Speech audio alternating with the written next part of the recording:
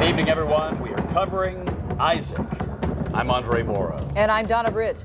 Winds are picking up, and statewide, more than 100,000 people are already without power. Hurricane Isaac has made landfall in Louisiana. It came ashore at 7 o'clock tonight. Yeah, but it'll take a long while now before we feel its full effects right here in Baton Rouge, in the capital city. Much of the state feeling that way. Jay Grimes, meteorologist, tracking Isaac right now. The 9 Storm Center has the brand new 10 o'clock coordinates. That's right, Andre, and you really hit on an important point there. We're probably 6 hours away from really starting to feel the full effects of the storm, and maybe better than 12 hours away before we feel the maximum effect of Isaac as Isaac approaches the metro area. Hurricane Isaac stirred a gentle breeze through Baton Rouge, prompting many to stock up on sandbags before the rains come.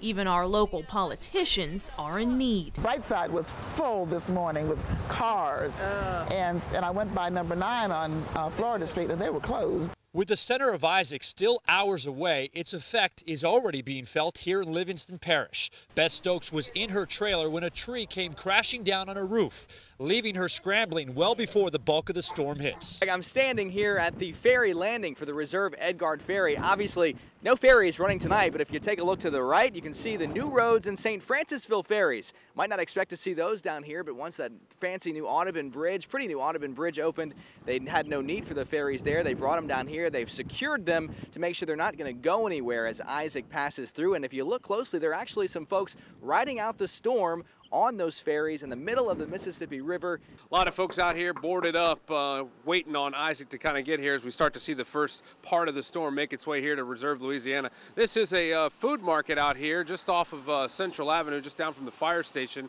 Take a look at what they decided to do to board it up. Pretty creative, if I might say so myself. These are the old cardboard boxes and stuff that they bale and I guess either recycle them or get them back to somebody else. Things have been pretty breezy here, to say the least, in Santa Monica, but now it seems the wind is picking up more and the rain is sort of dissipating for at least this time. The fire department here has about 40 people spending the night ready to pick up debris, respond to any emergency calls, medical calls, anything that people need here in this community. And we are back at the Governor's Office of Homeland Security, where at around 11:30 Governor Bobby Jindal is expected to address the press in a press briefing after he meets with department head leaders at the Governor's Office of Homeland Security. Joining me now is Lieutenant Governor Jay Darden. Jay, what is your role in this, and how are you acclimating yourself into this process? Well, we're just monitoring everything. Of course, we're checking on things across the state, the things that are under culture, recreation, and tourism, but that's not the big concern right now. We've got those places secure, just monitoring everything and trying to make sure people understand to stay off the streets and take everything very seriously, particularly in the Baton Rouge community where we haven't gotten hit yet. Late tonight, early in the morning hours, we do expect tropical storm force winds to begin hitting the coast of Plaquemines Parish, and then certainly several hours after that, we're going to see those winds make their way inland. Heavy rains, obviously flash flooding is the big potential there, and we are under a flash flood watch until further notice for the entire WAFB viewing area. Prolonged periods of tropical storm force winds could see upwards of 12, maybe even 18 hours of tropical storm force winds here in the Baton Rouge area, so that could cause widespread power outages. And of course, Demco, Entergy, companies like that will try and get out there when it's safe to try and get power back on. And then, of course, tornadic activity. We are still under a tornado watch until 7 a.m., but we do anticipate that will be either extended or a new watch will, of course, be issued once 7 a.m. Rolls around.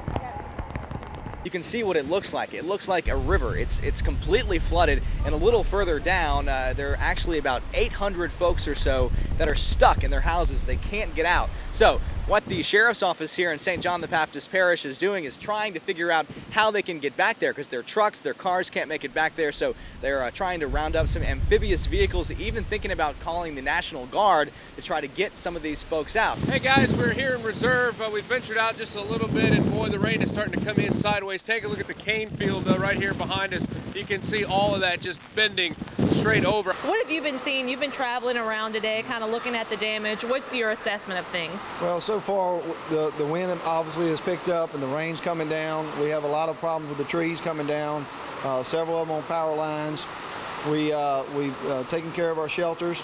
And we got about 100 people that's seeking shelter right now.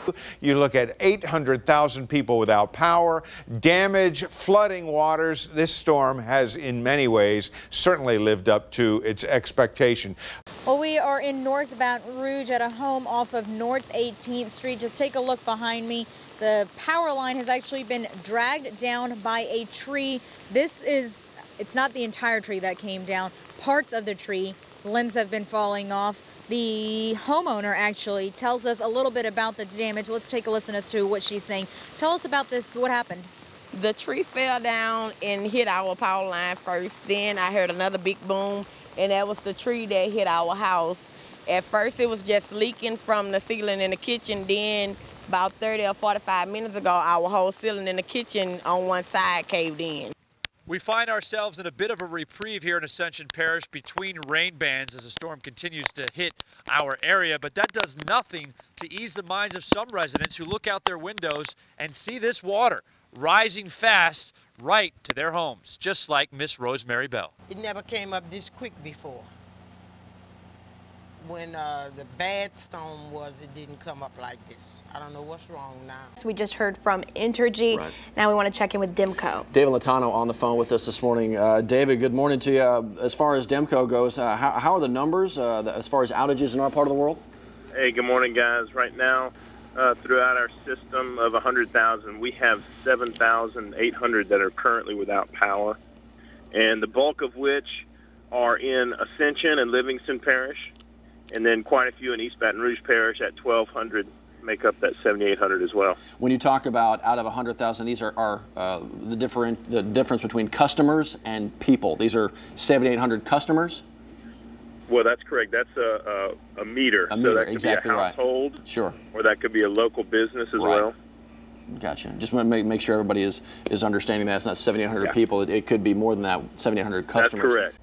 Well, it's certainly been a long, long night, and the problem, the way it's shaping up right now, is that it's going to be a long night tomorrow night as well. This storm just really won't get moving. It's still sort of meandering along the coast. In fact, take a look at the track over the last several hours, and all you see really is just a system that's just kind of wobbling really along the coast, trying over the long haul to make a move towards the west-northwest, but it is doing at a painfully slow pace.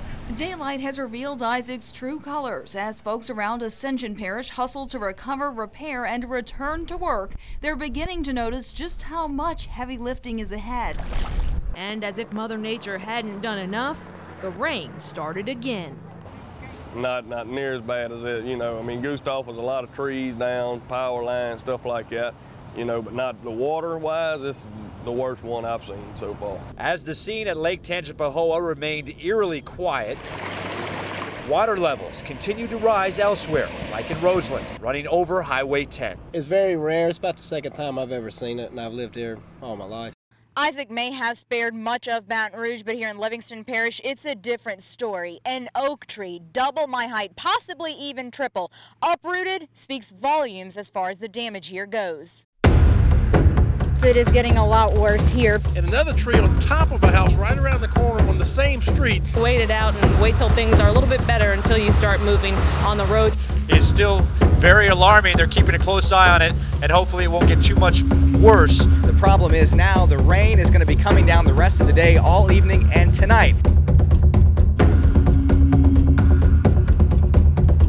Hurricane Isaac left plenty of unwanted presents behind, and well, the return line has proven to be a long one. And every storm has a different personality. This storm dumped a little bit of everybody's house. So as you go down the street, you see a lot of little piles, some big piles, but a lot of little piles. It's time consuming to just go pick every one of those up. The Macs are among only 31% of residents who have flood insurance, and a lot of the flooding from Isaac happened in areas like this that have never seen rising water. But flood insurance isn't the only challenge ahead for policyholders.